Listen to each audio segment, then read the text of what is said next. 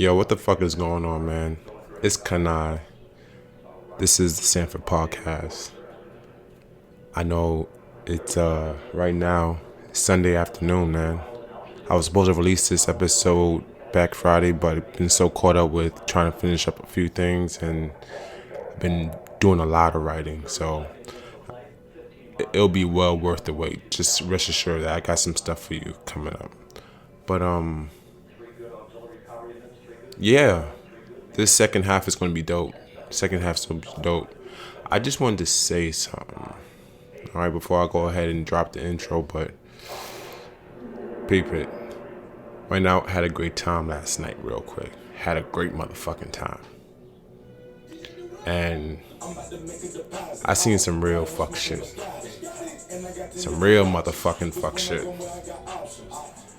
Real fuck shit. And it's like, dudes be doing some real left shit, man. Like, niggas, I really see, like, niggas really be having problems, bro. A lot of niggas need some kind of special therapy or something like that. Like, something's going on. Something's not right. I don't know if it's something in the air, something in they motherfucking cheeseburger. Don't know what the fuck going on. But I will tell you this. Shorty did not want to give this dude no fucking number.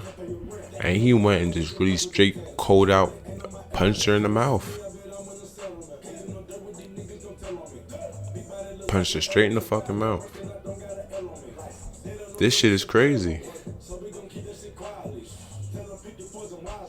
I'm like, what the fuck? Yeah, of course, you know, they got him up out of it and all that, but I'm like, but did that shit really just happen? I have to really ask myself.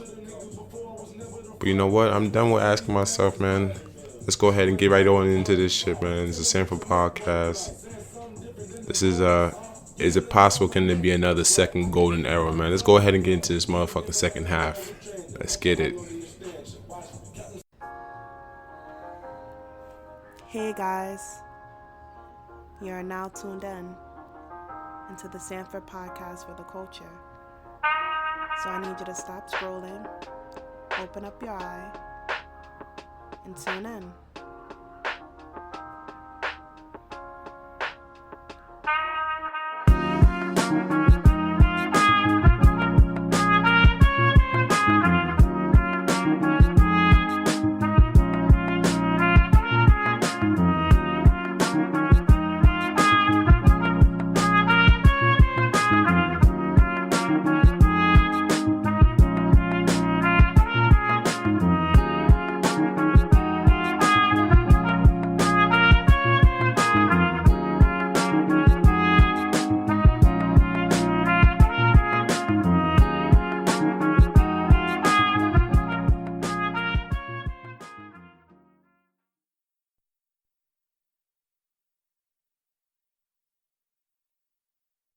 Most importantly, hip hop is becoming so mainstream. Right.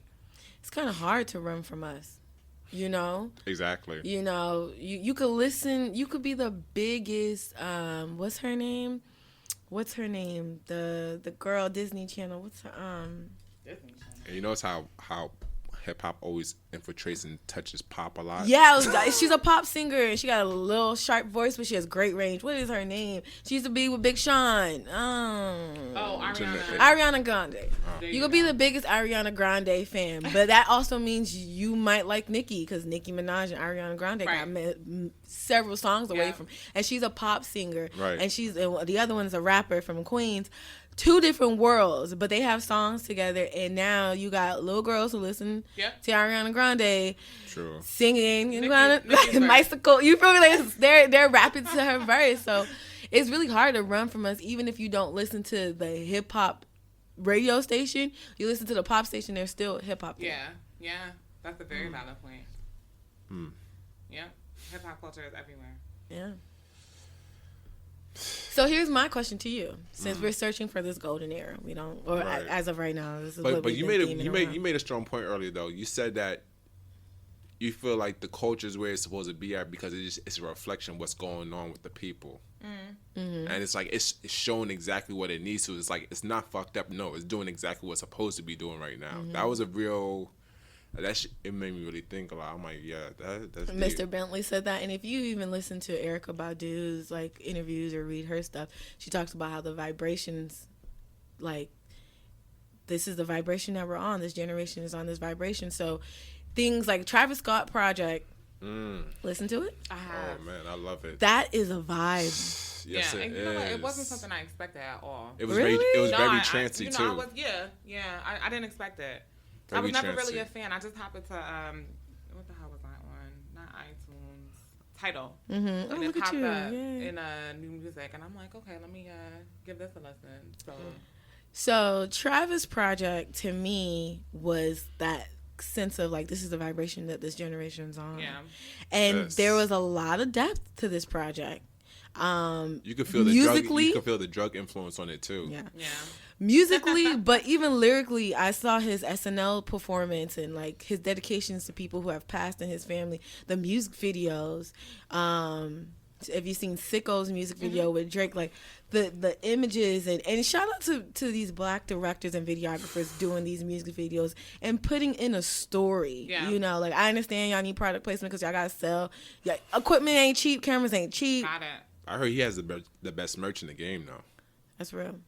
That means that you I heard understand. the best merch. That took time. Somebody had to. That's paperwork right there. That's his team right there. Yeah, that's his team. But I hearing his project and just like listening to what he really has to say, and just like again battling his demons and putting his baby mama on on a mantle. But then you talking about all these other hoes, and then are these hoes the factors, and fighting with the concept of fame and how everybody's looking at you as a god, but you're not God. You're not God. You're just a regular person. You have mistakes. Look what you doing. You breaking people's hearts. Like all his truth, and it just felt accurate and it felt right, and it's such a vibe, and there was ups and downs to it, but you could tell like it was more than just I got a song, I want to invoke a feeling, right, and then I'm like, there is hope. I always thought Travis Scott, I always felt like he was like baby kid Cudi, and I was ready for his time to shine, and I'm really happy that he's stepping into his light.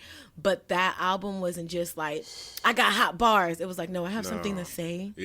Please listen and feel. like so. That's where I'm saying like we're stepping into that space. There's hope. There's a little bit of hope. Okay. But you know what? Talk me into it. Just a little. Just don't listen to the radio too long. That's all. But you know what though? Like I feel like the overall vibe of the whole album, I feel like he really pushed you into his world. Like the way it was, it felt like it was a free fall. Like he really pushed you into his world, and then you seen different aspects of it, and the whole like circus theme of it. Overall, you really feel like you're in a circus though. Like, but it's different. It's just like, it's a vibe. It really is. It's truly a vibe. It's nice.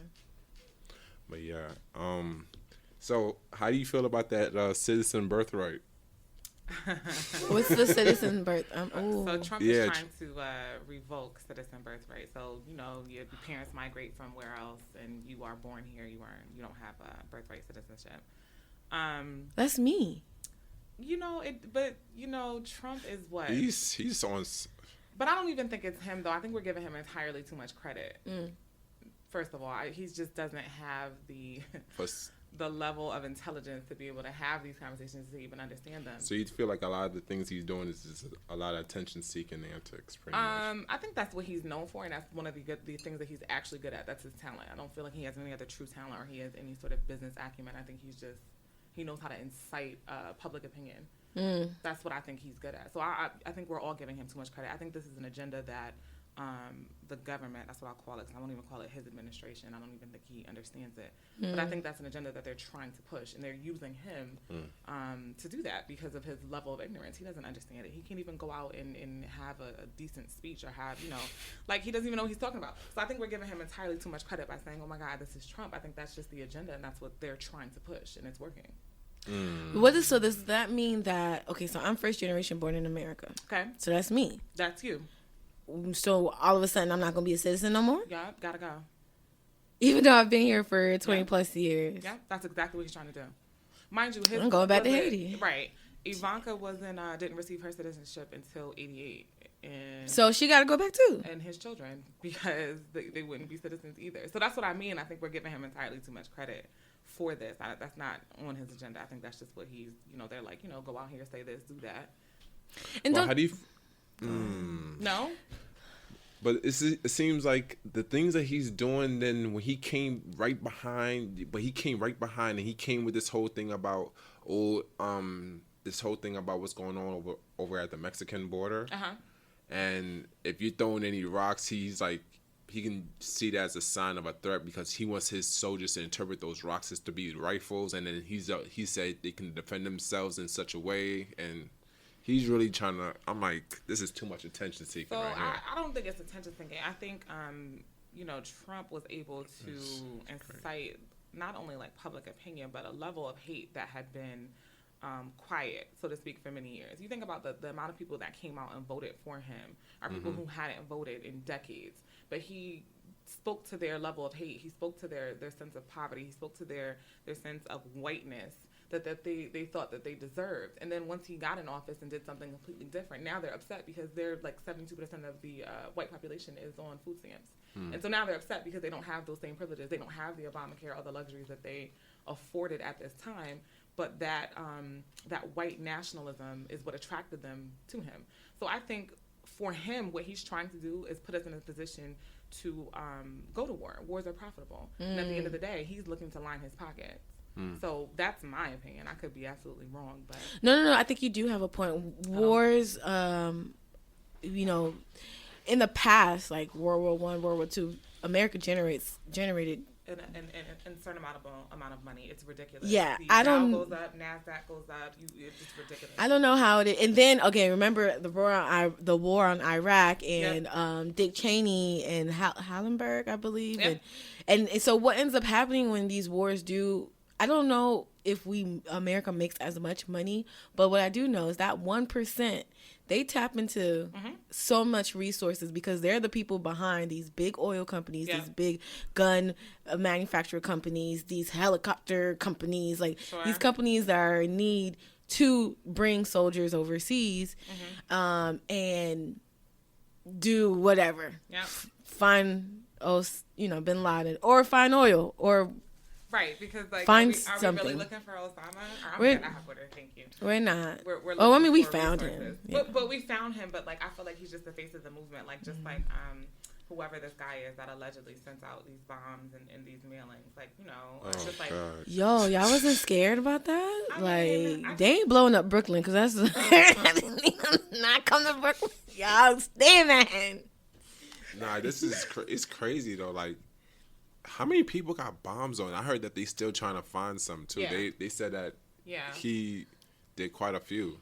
And then what about this whole synagogue shooting that was having recently? Yeah, that was a little scary. Yeah, and there was a shooting I just saw on my feed last night at some yoga center. Huh? Yeah, I just saw it on my feed while I was driving here. Thank you. There was some shooting. Let me see if I can pull it up because it was kind of nuts. That's so I'm from Florida.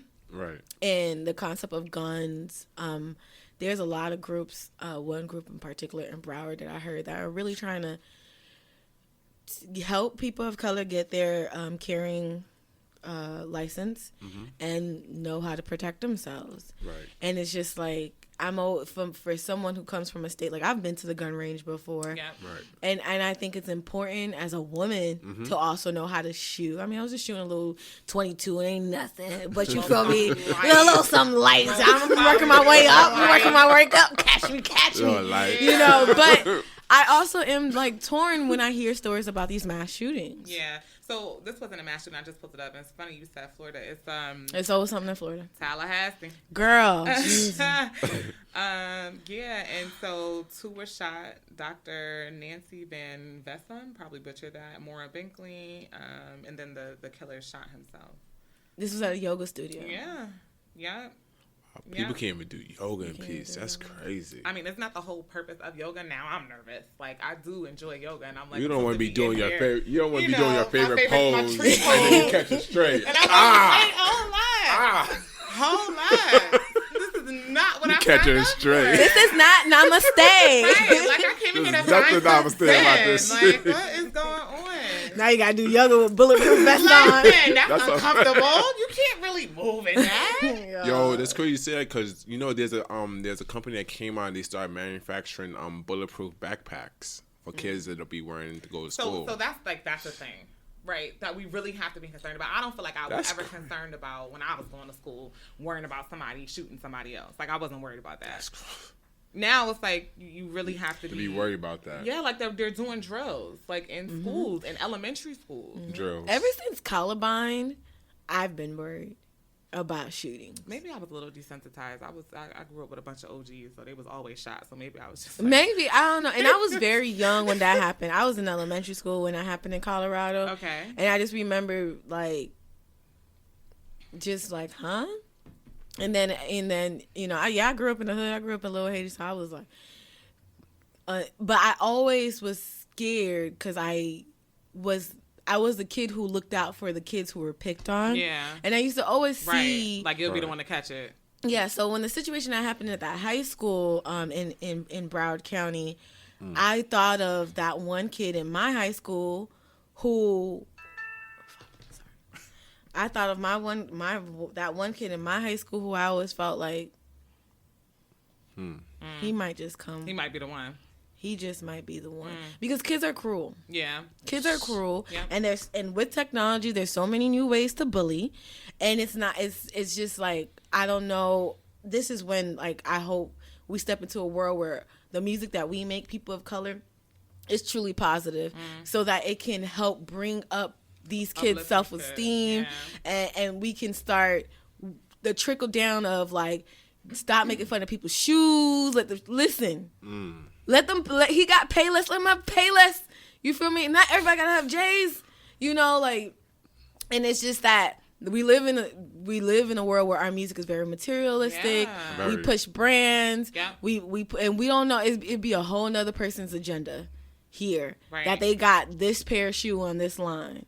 You understand? Or they got this whole outfit on. Oh, that's crazy. Yeah. It'd be a whole nother person's agenda, but no, you think it's just, oh, nah, this is so cool. And then you want to ostracize those who can't assimilate.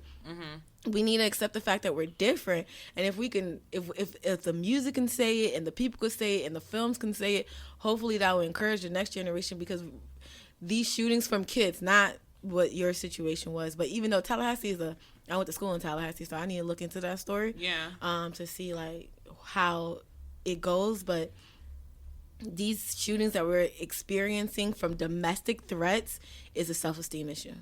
It's a self-esteem issue. So would you say that the self-esteem issue is unilateral with the white terrorism that we're facing? Because those are very domestic issues that we're not speaking on at all. I think so. Okay. I think so. I've always felt that white terrorism was a self-esteem issue. I feel like white people are just envious on us, from anatomy to abilities.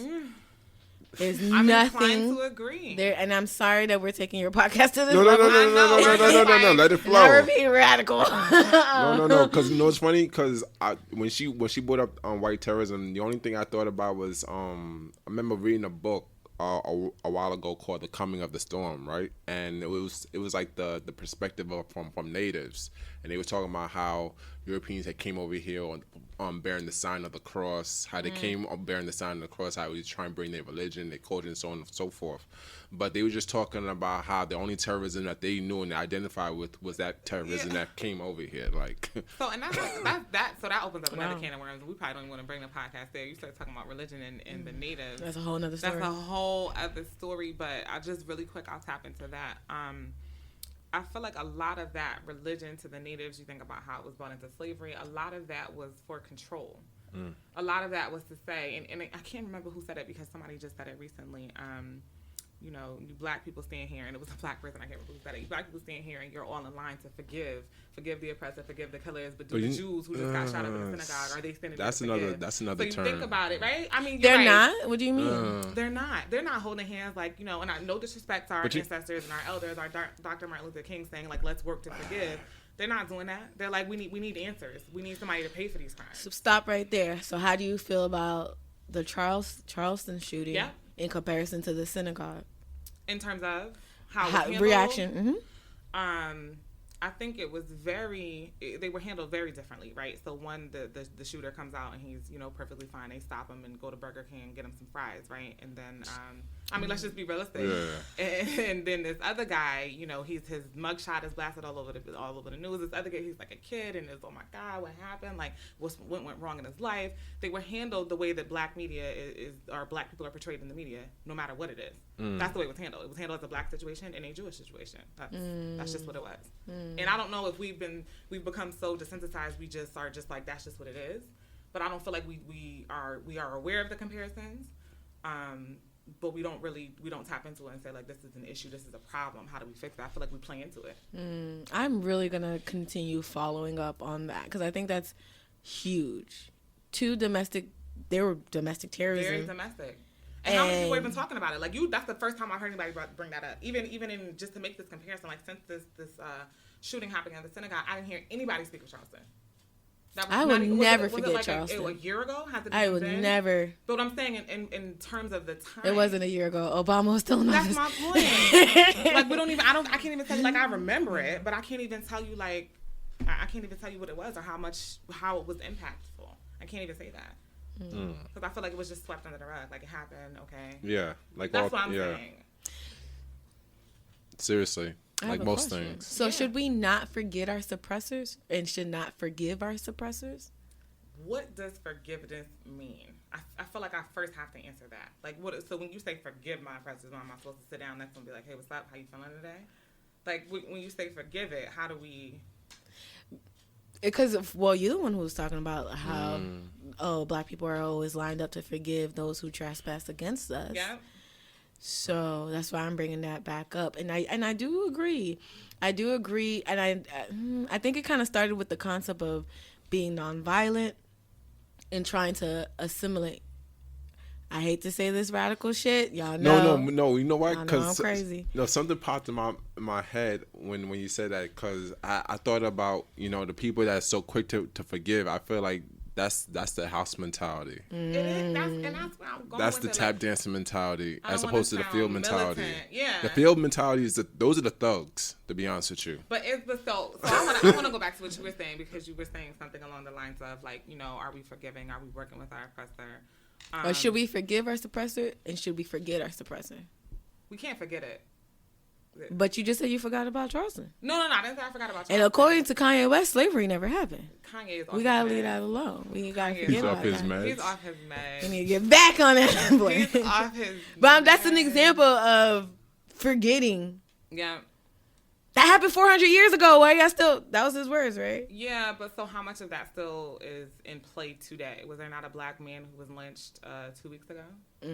So it's not history; it's ongoing. But you know what? There's been a series of lynching in Ferguson, with a lot of the activists. And they're very quiet. No, because they're keeping it quiet. That's what I mean. Like, they happen, and if you just don't happen to stumble upon Missouri is a scary place to me. Yeah, the activists, like the children of the activists are showing up dead. Like, and it's like it's happening consistently. Like, right. But they keeping it like. Put a lid on that. Yeah, wow. There's a whole bunch of other smoke screens going on, but it's regular shit. That's really regular shit. That's crazy. That's crazy. And that goes back to the point. They do it so regular, it becomes regular shit. And that goes back. It's not a lie. Yeah, I know. I'm just digesting. Like, wow. Mm-hmm. What that brings me back to is, has things changed, or are they the same? At the beginning of our conversation, and this is an example of how things are just the same. People are still getting lynched. Yeah, because we were talking about before about when I was doing a comparison about, we're talking about errors and golden errors, and could they be a possible another golden error. I was also talking about the problems of black people back then. Do those same problems exist now? Did they get better? Did they get worse? Or have we just been, silver surfing and just going with the flow of shit, sort of say? But has anything evolved? Has anything, like, what has happened between now and then? Like, that's so difficult, because so many things run through my mind. Like, there's so many things that are happening now that if we think back into history, like, those same things are happening. Like, you think about people who are being discouraged from voting now for something as simple as They updated their address within the last 30 days. They're being turned away. They can't vote. So our voting rights are in jeopardy, and those are the same issues we face. So you see what I'm saying? So we're talking about lynchings currently. Like, who would have ever thought in 2018 we would really have to discuss black men, women hanging from trees, unable to vote, birthright citizenship? Oh my gosh. How is that even out? Like, how are these even real They conversations? about to deport me, y'all. All of us, we gotta go. We gotta go. But you know what's funny? Because I feel like that's something completely different, because there's a lot of information out there right now. There's a lot of information out there right now as to there's a lot of it's an agenda to try to get people of color that's in this country to go back to Africa, when in actual reality we didn't start in Africa, we was always here. But check this out. And you know what's funny? Because the Canadian government got papers on this. The Canadian government knows about something about what this has happened over here, and they've been try to been kept under wraps as well. Wow. So now they want to come out and start talking about it a little bit, like, because Canada, for some reason, wants to let they on a different type of time right now. They really are. But other than that, it's funny you said, because a lot of people, what you understand is this, right? There's a lot of people who have a lot of Indian ties. There's a lot of people who can't really relate. That's why you speak with a lot of African people. Even a lot of African people tell you, you're not African. Yeah. You're not African. They're trying to tell you something. There's a lot of people on this planet that know this story better than anybody else. Yeah. They know what happened. Yeah. There's a lot of treaties. There's been a lot of things that's been broken. Yeah. There's been a lot of paperwork been destroyed, documentation. Yeah. Well, wasn't a lot of that what had to do with the Louisiana Purchase, if I remember correctly? Louisiana has everything to do with this. Isn't that where it all starts at? Because you have to understand. You understand how the real estate. We're talking real estate now. Real estate. Hold on. We're talking real estate. No, that's major. I'm gonna tell you how vast our land goes. All right. Yeah. Be on some real shit. North America. Mm-hmm. Central America, South America. Right. But did you know that South America and Antarctica is touching together? You know that connects together? Yeah. So Antarctica is all connected. So it's the whole Western Hemisphere is really ours, to be honest with you. Right. But then that gets into Pangea and all right. like now we on real estate, I was watching something that was like one of the biggest gangsters is real estate. Yeah. Because they come in and they'll flip your whole neighborhood. Like, don't we experience that everywhere now with gentrification everywhere we go? Well, not only with gentrification, but which is a huge factor. Like, I live in Brownsville, and recently we was like on the block, like, who's these white people looking at these buildings or whatever. Funny. I try to keep it hood. Like, there's a man. Let them know where they come in. There's a man who he raises pigeons across the street. Okay. I keep him around. You know, keep the property value down. I know like, that's right. We got a couple bandos. Let it be. But they'll come in and they'll change the neighborhood. They'll also reroute different districts. Yeah. That red line and gerrymandering and saying like this is one district and this is another district. It will rearrange your whole life. Yeah. Oh no, I remember that. I remember they came and redlined my neighborhood when I was in elementary school. And it was something as simple as, so I lived in a house across the street from a building. We was all in a project. Let's just keep it 100. But across the street from me was an actual project building, and we lived in a house. Right. So literally, I went from going to school probably just like up until second grade. Well, all these kids from the building, and I'm across the street, and they sent me to a completely different district, like up in North Sanford. So I go from being, within my realm, my level of comfort, to all the way to North Sanford, which is crazy. So did your block change? No. So they literally were like, okay, house, projects. They did it like that. Like, there was no rhyme or reason other than when I looked at it, obviously I'm older, and in retrospect I can see, like, that's what it was. They wanted to make sure everyone from the building stayed on the south side of town, and everybody else went up to the north. Yeah. So that's what my next question was going to be. Like, did you see white people come on their block? Absolutely. Since they changed that. Yeah. And that's why I'm trying to keep Brownsville black. Yeah. Okay. There's a lot of projects there. Bushwick is looking a little sus right now. Listen, this whole L line, what? I think God made that train stop running. It's because that whole L line is just, I'd be like, who lives here? Bed-Stuy, we losing. We ain't got no Bed-Stuy. It's not even funny anymore the way it's happening right Bed-Stuy, now. we losing. I see the mix, and I just be like, and the way it's happening is so effective. Like, I don't like the way it's happening, but I gotta respect the whoever put the brain power into it. What do you mean? It's real crafty. You see the strategy? Yeah. What's the strategy? What do you see? I feel like the strategy is one. They're gonna target your landlords and your superintendents first. Meaning that the reason I feel like I'm gonna say that is because of the fact that you have to get people to move. Right. Mm-hmm. When you get people to move and you can bring down buildings and build things up, you're going to try to bring up property value. If you can bring up property value, you can make it more attractive to a specific kind of class of people, because this is a classism attack. That's exactly what it is. This is not a racism attack. This is a classism attack. Yeah. Mm-hmm. And the haves and the have-nots. Yeah.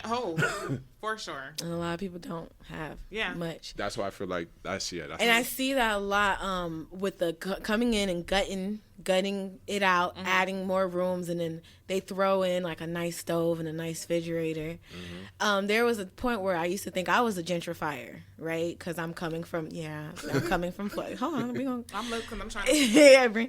I'm coming from Florida, and I'm coming into New York City, into these urban spaces, Harlem, Bed-Stuy, and I was like, am I gentrifying the neighborhood? Like, but I quickly learned. I was like, is it me? Am I the reason why the black people? You know what's funny? You know what's funny? Somebody dead heard you say that. You're like, is she serious? Yeah. Like, is she serious?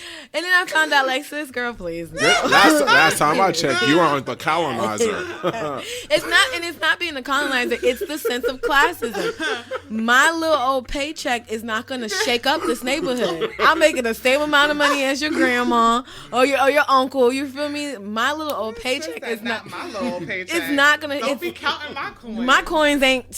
Listen, I ain't got that fuck you money. Look, some of y'all city bus drivers make double my pay. Okay, so my little paycheck is not gonna change the neighborhood, and that's when I really understood that gentrification is classism. It is those other individuals who are coming in with the funds. Yep. And they're like, oh, well, this is all I can afford. And I'm like, are you seriously about to pay $1,000 for a room? Yeah. Not even, or you're about to pay $1,400 for a studio in the middle of Bed-Stuy, and this is all you can afford? Like, that's a lot.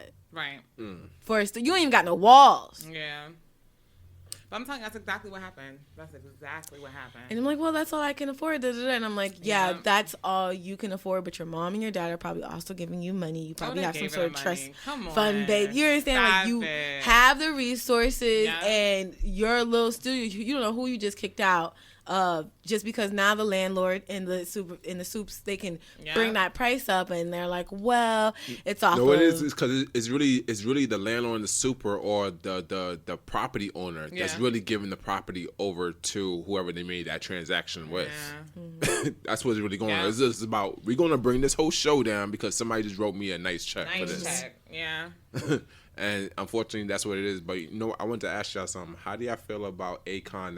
He's gonna make a stab at the president run in 2020. So I saw that the other day. Who? How do y'all Akon? What? I know who that is. I know. No. Akon's been doing some big things though. You don't know his resume is crazy right now. He's been moving really, really steadfastly in Africa, and that's not gonna last long. And I only say that not because of not in Africa, in the sense of his presidential run. Okay. Only because it just wouldn't. It wouldn't. You don't think it would work out? I don't think it will work out. I think if we're in, like, think about the climate we're in now, where President Obama and the First Lady, because she's still my First Lady, are receiving bombs, and he's out of office. Like, imagine the type of threats this African man, because he is not African American, he's an African man. Oh. Who told you that? Wait a minute. He was born here? That's what's going to be my question. Wait a minute, because I thought he was You know what it is? Because I follow behind him quite a bit, and I'm like, I follow everything that he's into. He's actually born and raised in the States. But is he, but I think it was in Detroit. I think he's born and raised in Detroit. But is he first generation? Because then that speaks back to his birthright political agenda. Then he's I don't know that far. Like me. You see what I'm saying? I know he's born and raised here. But you here. see what I'm saying? Like, I don't know that that's going to, I don't know. What do you think? I think it's going to be not only that. Since you follow along, I'm not too versed on Akon. I don't think it's gonna. Does he have multiple wives? Right? No, he not only to has my one. knowledge. Wait a minute. She said, "Is he in polyamorous relationship?" Yeah, like I was gonna say, does he have multiple? How do you feel about that? You know, it's growing. I just had a conversation with somebody about it's becoming that. very frequent. It's growing back, but it seems like it's really for mature. Like you gotta be really mature. Well, to be in that kind of field. So I'll tell you. So I had a conversation with somebody about that because your stuff got to be in order. Yeah. Well, yeah. Definitely. Their friend, cousin, somebody or something is involved in a polyamorous relationship, and so the first thought that I had is you have to be able to afford that.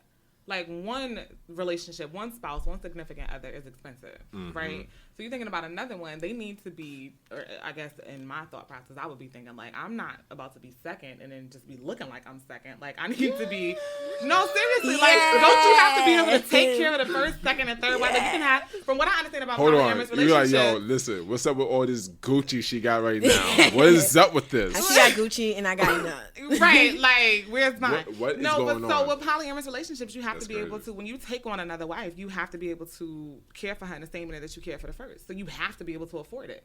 So I feel like, to your point, it's coming back, yeah, but it's part of this lavish So you feel like lifestyle. it's going to come down to a finance thing? It is a finance thing. It is because I don't care who you are. I don't care if you are. So love has nothing to do with this at all. You can't just love him. I'm telling you, we've all shared a man whether we wanted to or not, right? So men will, and I know you're sitting here and everything. No offense taken. No offense taken. Men will date what they can afford to, because I don't care if he's broke, he's still going on sneaky side dates, and she's cool with that. Mm-hmm. Right? So think about the level of, now he has access, now he has funds, now he has real estate. So he has an apartment in Miami, he lives in New York, he got a house in Connecticut. Girl, who he is? I'm playing. Right, and somebody is okay with that. You see what I'm saying? So I feel like polyamorous relationships are all about what you can afford. Because look at Floyd Mayweather. Are any of them upset? No, because she has a $1.4 million Croc Birkin bag.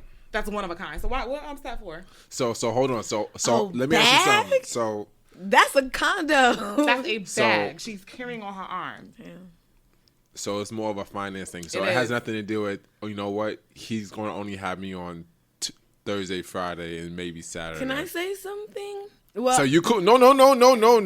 Yeah, you already signed that. You signed that deadline because you said it's a finance thing. It is a finance thing, and I didn't sign anything. Because I'm telling you from my own, now I'm about to tell my business. From my own personal experience. Right. Like having been involved with men, like they will do what they can get away with. So if I am so you think about somebody who has a specific schedule. I'm one of those people. I have a schedule or whatever.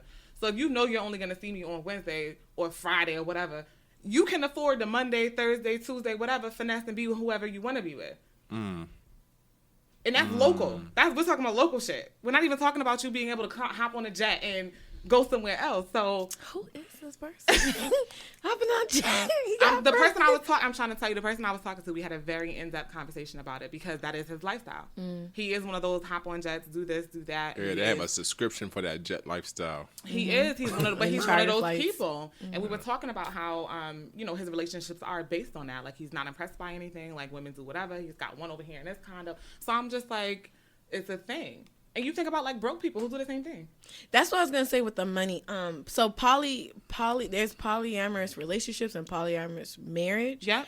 And I think the money is really important with the marriage. It has to be, because that's part of marriage. Finance is part of marriage. And I thought Akon was in a polyamorous marriage.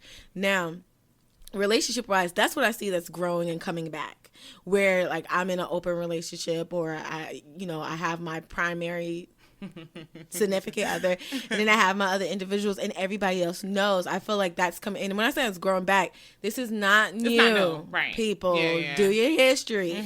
There's nothing new. Yeah. There's nothing new under the sun as we speak. That's a fact. It's just coming back. One, the woman male ratio. There's more women than men. And that's just really across the world. Other countries even, but especially in the minority group. We outnumber men, and it's because of a lot of reasons. So. Well, yeah. One of them, sure. Yeah. men are incarcerated. More men are incarcerated, especially in this country. They're being lynched. I get it. Yeah. I totally get it. I also think polyamorous relationships is growing more because with that, the ratio being so off, and then off on just gender roles, right? But then you have open and career relationships too, but also the amount of women of color who are educated. So, because that's where I was going with that. Yeah, go ahead. Right? So we got all these sisters, we got degrees, we smart or whatever. Right. You know, we doing us, and it's like we're taking ownership of, like, if I can buy this car, I also can just be with this dude on Tuesdays and Thursdays and keep on living my life, and just have my Tuesday and Thursday dick appointments and keep on living my life. Yeah. You know, because, you know, there's a sense of independency on the relationship, in my eyes, on the relationship side, where it's like, I'm free, you're free, and I don't want to be bounded on this commitment that you may or may not give me. So why have hope? Ooh, that's major. Why have hope when there's already 3-4 other girls just like me with my baby Benz in my degree who want you? I can't. I think we're coming from a world where, think about, even the divorce rates they're a little bit stagnant now, but our generation before have seen divorces grow. I'm a product of a divorced family. We've seen so many relationships fall apart. Yeah. Millennials are not getting married like that because we've seen so many relationships fall apart. We've seen relationships fall apart for infidelity, to money, to whatever. Yeah. So I think it's also growing because of the sense of, like, I haven't seen real commitment in my life, and I, as in not only me, but I as in just like our generation. Like, last time I seen somebody in a committed relationship and only with that person. Think about even the artists and the rappers that we love. Like, you know, Chance the Rapper was said in his song, somebody might have to call security. He was like, he said some line about, like, they'll say that you're stronger without your woman. You know, so we got music that's pushing the concept of independency and being a ladies' man, and we're seeing our favorite artists go through domestic battles and reveal stories about relationships breaking up and things along those lines. So I think we're stepping into a world where, like, we want love and affection, but we don't believe that it can come from one person, and we don't believe, or we're losing faith that it will come from one person, and that one person will be totally committed, because love transforms. That's all I gotta say. Well, so yeah, I gotta go to work and play. I got nothing, but that's the truth. Like, I'm seeing it. Has anybody watched Random Acts of Flyness? No. It's on HBO. Really cool show. Blackity black. So, you know, find somebody HBO Go password. I got it. And you know, Insecure's off. So right. So that's why I was like, what am I gonna watch? Well, you know, I know. Like, okay. That show is worthy, and the main character is really quirky, weird, random, whatever. But he's in a polyamorous relationship, and you see them, like, talk about, like, their ups and downs, and the girl saying how she was introducing a new guy to the relationship, but he's not really with it, and just those, like, ups and downs and things along those lines. But that gave me a perspective of, like, are we scared of commitment? Can we commit? Is it even realistic, since this is nothing new, to be committed to one person for the rest of your quote unquote life? I feel like things have just changed too much. Like, at one point, like, relationships really used to be meaningful. Like, more of a sense that, yo, son, don't even look away. That's such and such girl. Don't even do that. Like, but it's not even, like, nowadays it seems like the temperature or even the climate's, like, I don't know, like, I feel like people are too, like, they real sketchy about getting into anything committed. Like, I feel like it's like it's glorified to, like, feel like, you know, you can just, you know, live your life freely however you want to live it, because you don't want to be committed to anything. But so that kind of ties into the notion of, like, commitment making you or putting you in a situation where you feel encumbered. And it to your point, love transcends, love changes. So when you transcend, when you change, when you evolve, love is supposed to support that. If that's love, like, it's supposed to transition and transform with you. And I feel like that's where we are, because this generation is so fickle. And because there's so much access, I think a lot of it is just pure access. The fact that you can slide anybody's DMs, the fact that you can hit up somebody whenever you want to. FaceTime, busting through somebody's FaceTime is the new busting through their church. Remember that? Yeah, so, yeah, right? Don't busting through my church. That's what I was like. I think a lot of it is just access. Like when it's very difficult to be committed to somebody and you're building or trying to build this dope bond when you got somebody, in your snaps sending you nudes or sending you disappearing pictures or whatever the case may be. That becomes so attractive. And then because you're getting that, you're sitting there thinking, well, damn, if I'm engaging, then this person must be. And I think we try to outdo each other. I don't think it's the fact that we, don't value commitment. Women and men. I don't feel like it's, women do it more or men do it more. I feel like, we do it, or queer relationships or more, or bisexual relationships or whatever. I just feel like it's the amount of access that we have that makes it difficult for us to trust ourselves with someone else and vice versa. Yeah, technology. Yeah. Technology can be like it's so easy to get on Tinder and quote unquote meet somebody new. So you feel like it's very do you feel like overall technology is very invasive? It is. A bit. It helps and hurts at the same time. Because I don't know that we manage it well. But do you feel like it's really technology just moves based upon what your agenda is? Yeah, that's what I'm saying. So it's how you manage it. Right. So you and I are engaged in a committed relationship, and we allow social media and everything else to become a part of our relationship. That's on us. We can't say like, oh, your Instagram is the problem. No, me being on your phone is the problem. You know what I'm saying? Like that's the problem. But it's who we are and what we allow. Like these likes on our pictures. It's like we're all addicted to this whole hype of social media. And what you have access to, and everybody out here looking like a right swipe on Tinder. So it changes things. Yes, it does. It does. So it can help you if you use the platform correctly, but at the same time, if you allow it to be something else, and that's just what it's going to be. Yeah. Definitely. I definitely feel like it's definitely invasive. More so the fact that did you know that there's this thing going around, like I think it's called it was some weird thing. I was on IG, right? I was dead having a conversation with somebody, and then I went on IG, and then I seen the ad for it like moments later about what I was talking about. That's direct marketing. Yeah. Huh? It's a thing. It's direct marketing. Someone just said that Instagram is listening to us. Yeah. No, yeah. It's really, not just Instagram. It's everything, if you notice. So I very rarely go to the movies, like ever. And I went to the movies, like for real. I think this last time I went to the movies, I saw Venom, and before that, the last thing I saw, it was dope. Okay. Was the Tupac biopic. So that tells you how frequent I go to the movies. Like I didn't even see Black Panther. I happened to see that at home because I was at home, and I'm like, what am I gonna do? Anyway, there was this trailer playing in the movie, and I was like, oh, okay, mental note, I gotta make sure that I see that. And I wasn't even on Instagram. Like 2 days later, I was just on Safari, and the trailer popped up. So it's not just Instagram; it's everything. Like your devices are tuned in. Right. But that does happen frequently on Instagram because I've seen that. Like I don't know how many times. And it's really like. It's not like there's a spirit among us that's following. It's true. Wait a minute, I believe it's spirits. No. But I'm saying, listen, I burned sage a couple of hours ago. In my car, I was like, wait a minute, where's my sage? But I'm saying, because I heard this recently, like, oh my, these ads are like following me, and I used to work in advertising, so I'm saying like, it's not a spirit, it's truly technology. It's the fact that you probably Googled the movie time that you wanted to see. Yeah. And then, based off the other Googles and the attractions, they knew that. And then the Google Maps. And the Google Maps. So now you're at the theater. So now Google. Yeah, that's Big Brother. So you done Googled it. No, that's not real talk. Real talk. You Googled the movie theater. They found out you Googled how to get there. Yep.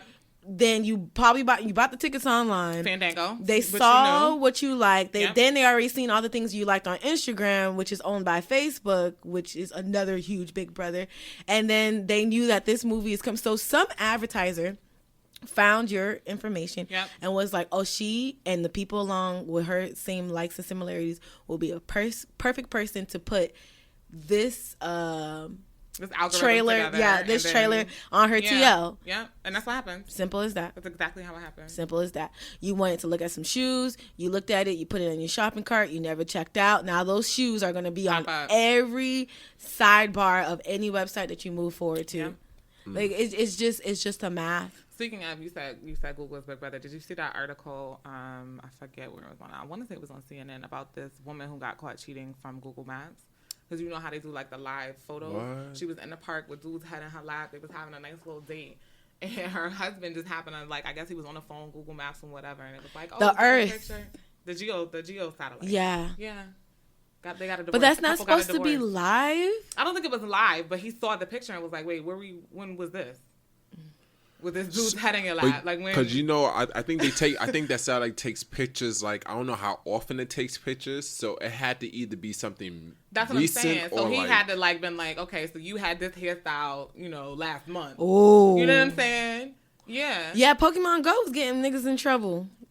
Yeah. Okay, so I didn't hear about that. It was a long. I can't. I'm not clear, but I remember. How Pokemon Go getting niggas in trouble? Because I think. Because don't you have to catch him and I think chase him or something? someone caught they were catching Pokemons in a certain area, and someone was like, "What are you doing over here?" I'm gonna find the story, but I remember hearing I was on a date, someone got caught cheating through Pokemon Go. No, you was catching Pokemon on Union Turnpike. The fuck is over there on Union Turnpike? What the fuck is over there? Ain't no my best friend lives on Union Turnpike. Ain't no Pikachus over there. They ain't got Pikachus in Queen. I'm gonna find it, but I remember when Pokemon was huge. Pokemon Go getting that was a factor. So that brings up another question. So I've heard, I guess I don't know, I'm completely off the scene, but I was talking to a friend, the same one who was talking about these polyamorous relationships, that someone he was dating was adamant about send me a location. Like, you say you over here, you doing this, you doing that. Send me, like, is that a thing? I'm hearing that's a thing. Send me your location. How would you feel? That's invasive. That's like but invasive. How would you feel? So you having a conversation That's some with real bully shit, though. other, and they're like, what? You over here? Send me your location. Yo. Send me it right now. Don't tell me your battery's about to die either. You remember when you were talking about how, technology is invasive? I think that's invasive and FaceTiming is invasive. Why? I think FaceTiming is invasive. I'm with you on that. That's why I don't answer my phone, period. I'm not even going to hold you. I don't answer my phone, period. I will text you when I feel like it. I saw it. It ain't no do not disturb. I'm not answering. I think, and so, because that, to me, drop a pin, it reminds me of, concept of FaceTiming and, how, so people just want to FaceTime, but they don't want to FaceTime. Right. I've seen too many conversations on FaceTime like this. Or like this. Like this. Like this. Yeah, they're not even looking at this. they're not even looking at the screen. That's my point. What's the point of FaceTime? What is FaceTime? I remember when FaceTime first came out, you had to have. Because you might as well have been on the phone then if you're doing all this all that, right? speaker. But I think a lot of it is to your point, just to see where you're at. Just to see. Just to be all up in your background. Like, right. Who that? Who arm is that? Who that? Nah, that's not your grandmother wall. She that's got not. new walls. Let me see. She got more than her. Why you change your sheet? Yeah. That's crazy. They don't want to see your face. They don't want to see what's going on in the back. They stalking your background. For real. So that, and then now with the drop the pin, that's like that. That's straight up stalking. Like, who are you? Google? You don't even know where I am drop at. Your pin. Gosh, I'm sending you location. I never heard that until now. To be honest with you. Yeah, no, I heard that, and I also heard So I don't know if you guys. So I'm an Apple user, and I was on an activity challenge with somebody. And they were telling me, I don't like to share my activities. You could share it. Let's say you and I were doing it, and we were we wanted to burn X amount of calories or whatever. You can share your activities for the day. So I guess he had his watch somewhere and shared his activities. And she was like, hold up. It takes you 528 steps in a day to go from here to there. Wow. What were you doing at? And I was like, okay, so just don't share your activities with me anymore because I was just trying to work out. I don't know about, but so that's what I mean. You get people caught up. The technology. Why your heart rate? Yo, not because if it really. Why you shit right pumping now, like my that? resting heart rate. It tells you everything. I thought you was at lunch, nigga. I'm at lunch. Why were you so excited at 2 p.m.? What was you thinking about? Burritos. That's crazy. Yeah, so technology is supposed to help you. We're supposed to be here getting fit, being healthy, and somebody's like, no, it takes you 300 steps to get to work. Why you have 528? Relationships. You brought up this whole love thing. I think we should move on. How did we get to that? We were Akon. Yeah, we're Akon in it. That's why. We were on the Akon, and then we just went all the way left. All right. Yeah, man, because, it's very interesting, Mm-hmm. So, yeah. But overall, though, no, because we're already on relationships, right? How y'all feel about all this online dating, though? This online dating going on. Now you don't even need to go talk to somebody face to face. You just gotta see their social profile. You can either swipe left or swipe right. What the fuck is going on? I remember the days. Seriously, I remember the days. You really had to run up on a chick and be like, yo, what's up? I want to, a dead ass want to holler at you. What's up? And that is no more. Like at one point, I don't know how they do it in Florida, but That's a good question. At one point in New York, like for me being in New York, like it used to be a little disrespectful though, like the way dudes used to approach females. Absolutely. I think it's still Right? Like, y'all got better. No, like we I used think to it got like. worse. You think so? I think so because I think with the social media, like you don't really know how to be social. You don't really know how to socialize. Yeah. It makes people so socially awkward. Right, like I'm telling you, I was having another conversation. I'm like, yo, so I'm in the club with a friend, with my homegirl, and I'm like, this dude is DM, he's right there. He ain't This say nothing shit to me. He's is literally like crazy. eye contact. Like I'm seeing him, and I look down at my phone. That's I'm the like, shit. What the?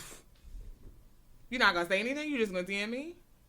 So you didn't respond? No, you're right here. Did you approach? I closed the app and I said, don't be weird. And when I walked over, I walked over there and I said something. I was like, don't be weird. And then Nothing.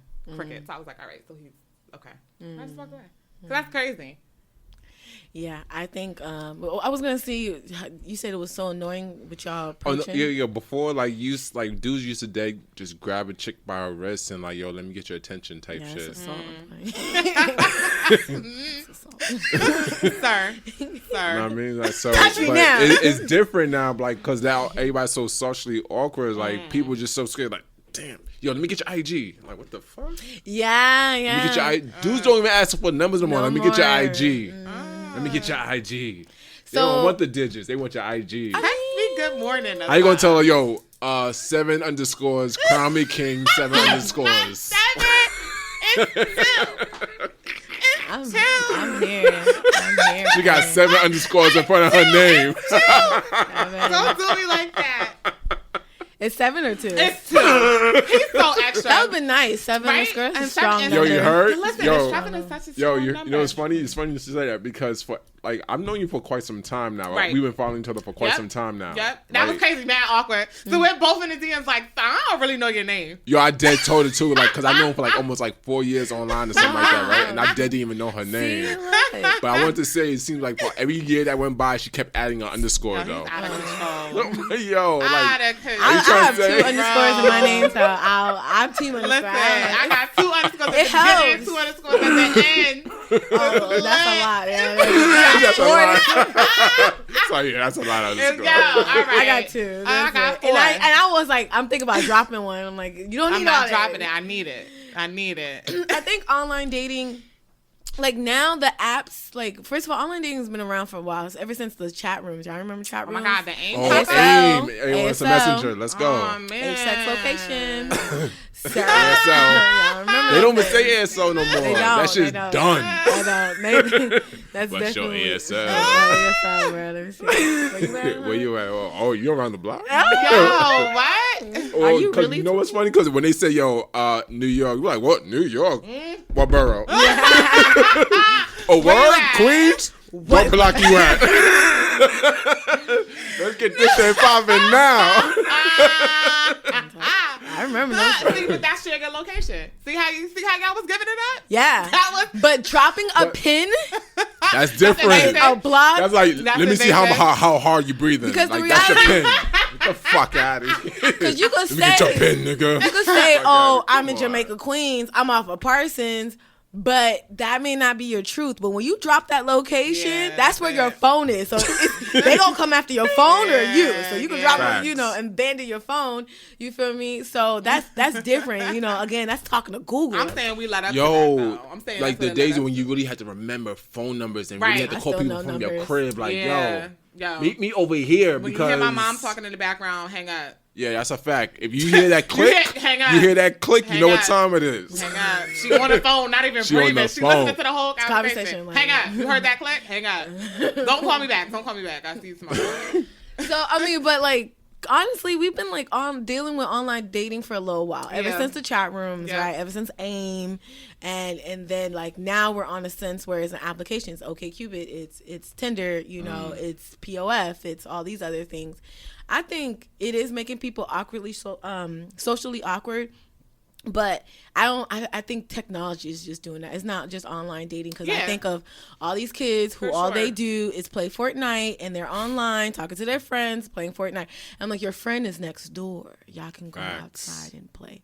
But no, you want to build and destroy via Now that I Fortnite. think about it, you only see kids really playing in the parks, but you don't really see kids playing in front of their crib or even on the block anymore like that. Yeah. Like that is or done. playing with each other. Yeah. But in their head, they are playing with each other via a console. I heard they took away all the Toys R Us's. There's no more Toys R Us's. Jeffrey gone. They're gone. That's like what is what's up? So everything is going there. I think online dating is I don't like it, but I have been like dabbling into it a little bit more than I have. I do appreciate approaching. There's so many questions that are answered when you meet somebody in person in comparison to meeting them based off of 4 or 5 pictures and a couple lines worthy of a bio, if they have one, you know? But when you come into person, their stance, their energy, so much is just, you can already see. Yeah, that you can't get from, you just can't. And I think nothing should eliminate like meeting someone in person. But you know, we live in a world where it's a bit awkward. Like, you'll go out and you want to talk to someone, but listening, you know, like that's their boyfriend, but it's an open relationship, or that's their girlfriend and they're in an open relationship, and you know, like you never know how to approach. Or we don't live in a world where you could grab a girl by her wrist anymore. No, that's sexual harassment. You don't know what she got in her bag. That's sexual harassment now. Yeah. You feel me? Times change. We don't live in that world anymore. So it's like online dating kind of helps navigate the little tricky things that we couldn't do in person. But I do think it's like it's hard. I think it's harder. I think it's harder. Some people don't want to, like, I get to a point where, like, this is on a personal note. I'm talking to you via app, so let's move this to like text, and it doesn't happen, or it happens and it fizzles out. Yeah, and that's what I feel like happens so much. Because I feel like even if you're not online dating per se, if you're just communicating with somebody via text, DMs, or whatever you're doing, like, you're right, you have those first couple of messages, you're up all night or all morning sending messages or texting or whatever, and then it just dies down because of that lack of connection, because you're not sitting face to face. Like you said, you're not reading their energy, you're not understanding who, like, because you can't really get a read on somebody through how they tweet or how they text. Like, I'm a very sarcastic person, so I may text somebody something like, I'll text somebody something like, girl, go to hell. And they might really think I mean go to hell, when I'm just like, you know what I mean? I'm just bullshitting. But you wouldn't know that because you haven't had a conversation with me. So I may have said something that has completely put you off, but we won't even know, because they like, and that's the other thing about us being so fickle. We'll just be like, I dead that person. There will be no more conversation. Oh, you know what I'm saying? It's a thing. It's the biggest thing. Because we don't know how to it. communicate. We're just like, you know, I didn't like what he or she said, and that's it. There's not even like, so what do you mean by that? So should you tell somebody you're going to ghost them? Should you tell them like, well, I'm good off you, or... Right? Because you can meet somebody in person and they ghost you. But so, like, when is it appropriate to not, to just be like if you're dealing with somebody or you're having like regular interaction with somebody and then you just don't, like, is that not, should you not just be like, you know, this isn't working? You really just like, you just don't communicate anywhere? Like, does that happen? I mean, have you done that? Who has actually said, I'm gonna ghost you now, have a good life? Who says that? Who's like, you know, there's really no like I didn't really like the last GIF you sent me. It felt a little offensive. True. Personally, I think I can find better, have a good life. Yeah. So let me ask you something. Did y'all ever ghost anybody? I've ghosted before. Who hasn't? But I don't like to be ghosted, so I'm like, how do I do this so it doesn't come back to me? You know? See, but me, I think it's different though. I think I'll ghost somebody if I'm trying to avoid some shit from happening, if I see something happening. Like what though? Like, for instance, if I know this person's like a specific kind of way, if I see a problem that could possibly arise, I'm like, they so damn predictable, I'm not going to walk down this hallway with them. Seriously. Really? Yeah, so you see the signs. Because we're all creatures of habit, so it's like, you know, they consistently keep doing something, right. So you already know their thought process, so it's like, if you know this happens, this is going to be an end result, so why even do it? So it's like, I'm going to just leave this alone because this is something that you're trying to pull me into. That's not my problem. Yeah, I hear you. but see, that, like, you know enough about them, or you have learned enough about them to be able to just, like, I'm going to disassociate now. Right? So you've been able to pick up on those things. I'm talking about, like, just straight ghosting somebody. Like, you know what? Right. I'm cool on this. So what made you straight ghost somebody before? What was the reason? I just, if I'm not feeling like it's not leading to anything. We're not going anywhere. You're not talking about anything. Like I'm never one for surface conversations. I'm just not that type of person. So I can't do that. You know, what are you doing every day, or what's up, or like that's just not enough for me. So if we're not like getting past that, we're not talking about anything of any substance, we're not trying to do anything, whether it's on a friendship level or not. If we can't have like real conversations, what are we doing this for? Okay, I agree. I've ghosted people for the same reason as you. Like I see the signs, and that's why I'm like, have I been ghosted because people seen a sign? Like I remember, and I've ghosted the most online dating. Like I started talking to you via the app, right? And then all of a sudden you telling me about all this drama about your life and how you almost lost your job. I literally had got a 4-page paragraph, and I ended the conversation, and then they sent me this story. Then it was like, so what part of New York you live in? And that was it. That was a ghost. Like, oh, that's it. Conversation doesn't be over. But should I have said, like, you know, I live in New York. So what part of New York you live in? I live in New York City. Have a good life. Like, what? I don't think there's any proper way to ghost. I think you, like, that's it. But is it wrong to ghost? When you see the signs, when you know the person's not going to be compatible with you, when you know the person's not going to go deep with you. I don't think it's wrong. You don't think it's wrong? I don't think it's wrong. but it's just like back to what we're saying again. It's just like I think technology's even been more so evasive because it's been cutting people off socially a lot.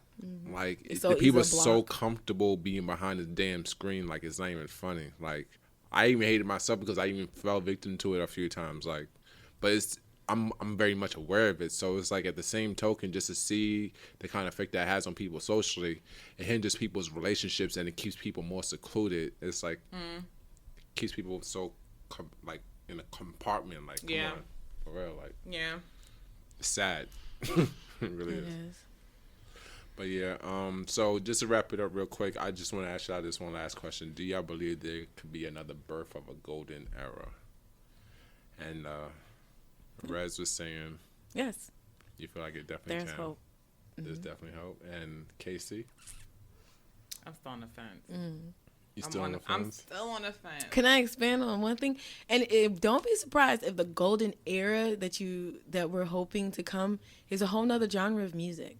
Birthed out of hip hop. Birthed out of hip hop, just like hip hop was birthed out of jazz. Like that, I can feel.